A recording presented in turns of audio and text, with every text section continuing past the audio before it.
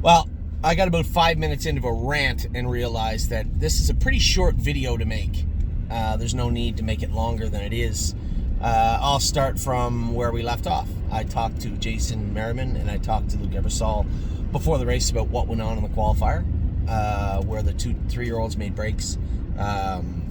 Jason said Snap really run for no reason, shouldn't have run, and he thought that maybe with the hobbles on she wouldn't. And to which I said, that's an easy fix. We can just put them on her. Now, I've trained her in like 2-3, something like that, without them on, but that means nothing. She still has to be able to race, and I think it's a pretty easy fix. I posed the question to both Luke and Jason. If we ran it back and you had hobbles on, would you be able to keep them trotting? Both answered yes. Mystery solved. They'll both wear hobbles next week. And the reason being for this is we have a ton of horses to enter next Wednesday at Northfield and at the Meadows again. It's not, as of right now, this is a 7-day forecast, which changes quickly around here. As of right now, it's supposed to be a horrible day, a horrible night at Northfield. Rain all night long, which I don't even know if they'll be able to get them raced. They're going to have to scrape the track, resurface it, and then race in the rain. If the weather channel is right, if the weather holds, which I'm not sure I've seen it hold from 7 days out yet. If it holds, it's going to be tough to get them raced next Wednesday. Now, as it pertains to Northfield, or to the Meadows, right now it's supposed to be plus 3 or 4 Celsius, but after a week of the tundra, that track might be a little rough also. By rough, I mean pretty soupy. So it's going to be a bad day all around, as of right now, a week out. So can they even qualify? I don't know. Can't answer that. So I get to the track. This is all after Kenobi already raced terrible. I already know what took place with Kenobi. Just look 2 starts back and you can see the difference. We took his blood. His GGT was 113. And then we treated him aggressively for a week, gave him a week off, come out, and he raced good. Raced him back in a week. We treated him aggressive enough, I thought. Anyway, Jason thought. We also shot him in between, and Jason said he was very, very pacey in the warm-up. So 2 reasons a trotter would get pacey. 1, their feet are sore. Well, maybe 3. 1, their feet are sore. 2, they could be tying up a little bit. And 3, their back could be sore. His, I think, is only door number 1. And I only say that because he was good when I drove him his last start.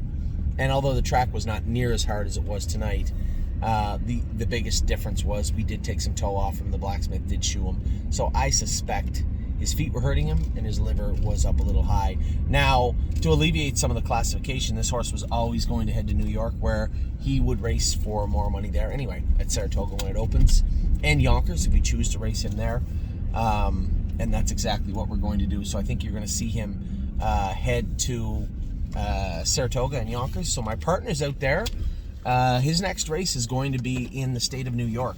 So you know what that means. I know that's a touchy subject. I think a number of my partners on Kenobi, 2 things. 1, horse got talent, right? He's going to do well as long as we stay on top of 2 things.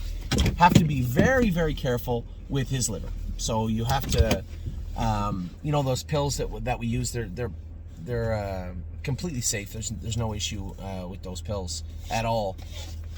I think jugs, he has to get lots of fluid. So I think they'll be on top of that for Kenobi.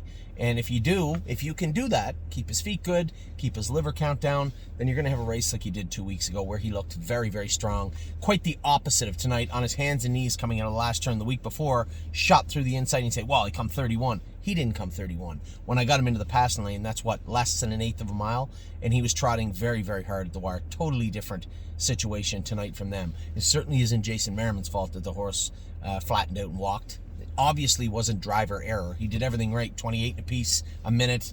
His race to win or lose. Obviously, there was some mechanical issues going on with Kenobi tonight, and none of which will be a problem fixing, I don't believe, but staying on top of it. Now we know how important it is to be very, very aggressive in both the areas of his feet and internally when it comes to his liver.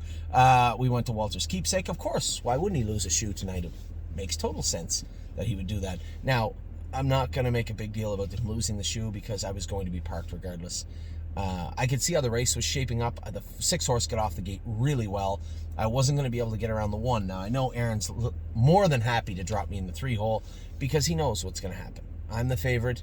Horse in the 2 holes, a long shot. I'm going to have to come first over. And if I know Aaron, he's going to have me on the move somewhere where he made a break anyway.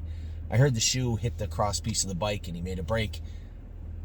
But he might have only saved himself the torture of being parked the whole way. So, important on an icy track to keep all the shoes on. That's important, and that's nobody's fault. Not the blacksmiths, not the caretaker, not the horse, not the shoe. Those shoes were on good going out on the track. You can hear when you're going on the track if there's a shoe loose, you can hear it plain as day on a concrete or cement or pavement floor. 100%, there was nothing wrong with his shoes when he went out. He just lost a shoe, made a break. Salvaged the 5th, but as I said, he was about to be parked the whole way. It's very simple. I'm not apologizing. I'll come on here and say, I'm really sorry I did this. It was my fault. I wasn't going in the 3 hole to be first over. I knew exactly what was going to take place. I did think that I could put enough pressure on Chris Lems where he would have to let me go, but as it turned out, I got nowhere near that anyway. And then, ting, I hear the shoe come off and hit the bike, and the horse is on the mound. So, just a really shitty day, to be honest.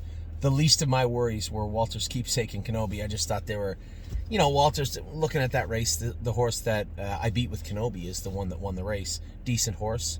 Definitely trotting better tonight than he was last week. That horse that won the race was quite pacey. Looked very good tonight. Walter just wasn't going to get a trip he was going to be very happy with tonight. So actually, the break may have saved him a ton of torture instead of coming back on stride, following cover, and wandering up past the rail, the 1 horse that was in the 2 hole to be 5th, I believe. So a terrible day, a terrible night. We got a couple of 4ths with 2 horses. If I'm not mistaken, Electric Line was the favorite, finished 4th. Resolute Bay was the favorite, finished 4th. I got to the bottom of Resolute Bay. It didn't take Tim long to figure it out. Scoped him. I told you guys, mechanically, the horse was fine. He was just weak. He was very blah.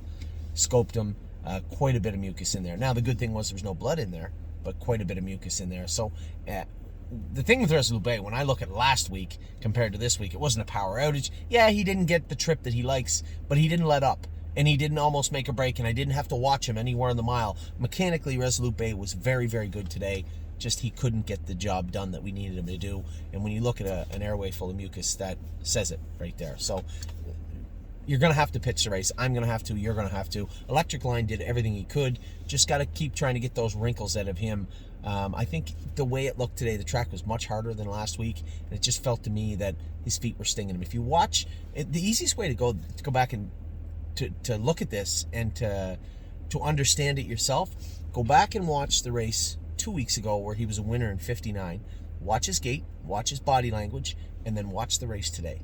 He did everything he could. He stayed on gate right through the wire. He made a break after the wire. He did his job as best he could today. He was not as comfortable today, and I think it had a lot to do with the track. Probably his feet are hurting him. Tim and I talked about it a little bit after the race. I think it's not an easy fix. This horse's been making breaks for a long time, but he showed a lot of guts today to go out and do his work, get rough in all the turns, still pace on and hold on for 4th, and then make that break going into the turn after the wire. I wasn't disappointed with him. And when you go back and look, lay either race on top of one another, just watch portions of his race where he won in 59, and then watch any portion of the race today, and you're going to see quite a difference in his body language and his comfort level. You can see it on the track. And then, of course, Kenobi, pretty hard to knock a horse. It's not like he just flattened out. He raced terrible. So, work to be done when it comes to Kenobi. And when it comes to Walter, listen, I can blame the shoe, but it wasn't the shoe. He was going to get parked regardless. And as I said, you just need to obviously keep the shoes on him first and foremost and not drive him like I did. I don't apologize for doing it, but now that I've seen it, can't get him first over up to the front 28 seconds unless somebody's going to bend you over, bend themselves over backwards to let you go. And that wasn't the case tonight. So a crappy day. Turn the page. I'm going to have to. You're going to have to. I'm going to sleep. So are you. Tomorrow we have 5 pretty good shots tomorrow, I think. Right? We have Time Is On My Side. Now, Carter Michael Dio from the outside. That might be a little tricky. But then I look ahead to tomorrow night. We have Kenobi. We have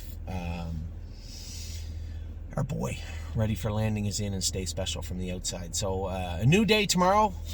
5 more horses that are going to be bet down. Let's do a better job tomorrow. Take care.